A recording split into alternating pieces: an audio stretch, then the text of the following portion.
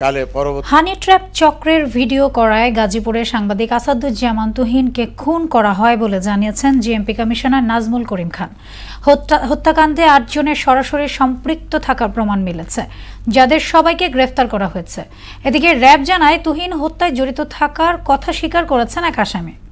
আতিকুর রহমানের প্রতিবেদন জানাচ্ছেন সিফাত রহমান জেসি।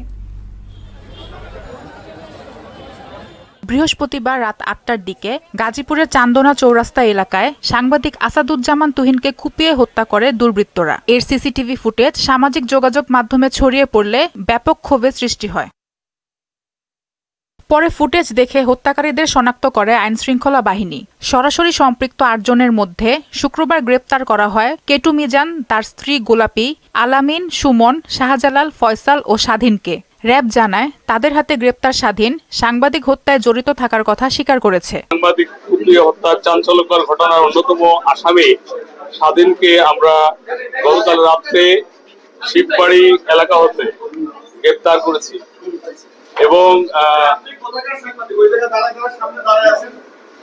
এই ঘটনার সাথে জড়িত স্বাধীন অন্যতম আসামি এবং আমরা ভিডিও ফুটেজ, ওপেন সোর্স এবং আমাদের ইন্টেলিজেন্সের মাধ্যমে তাকে আমরা গ্রেপ্তার করতে সক্ষম হয়েছে এবং গ্রেপ্তারের পরে সে সমস্ত ঘটনার বর্ণনা দিয়েছে এবং সে এই ঘটনার সাথে জড়িতর কথা স্বীকার করেছে। আর গাজীপুরের পুলিশ কমিশনার জানান, হানি ট্র্যাপ চক্রের সদস্যদের অপকর্ম ভিডিও করায় খুন হতে হয় তুহিনকে। এলোপাতারি যখন বাদশা তখন পালিয়ে যায়, তিনি বসে এই ভিডিও যখন ধারণ করছিল, তার এই ভিডিও ধারণটি এই ক্রিমিনালরা দেখে ফেলে। ক্রিমিনালরা যখন বুঝে যায় তাদের এই ক্রাইমটি প্রচারিত হয়ে যাবে, তারা চিহ্নিত হয়ে যাবে, তার সাথেও বাগদণ্ডে ধরিয়া যায়। এক পর্যায়ে তাকেও তার উপরও আক্রমণ চালায়।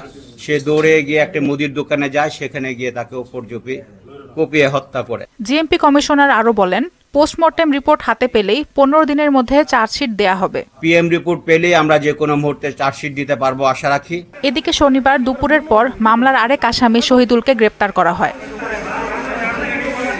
সিফাত রহমান জেসি, মোহনা সংবাদ।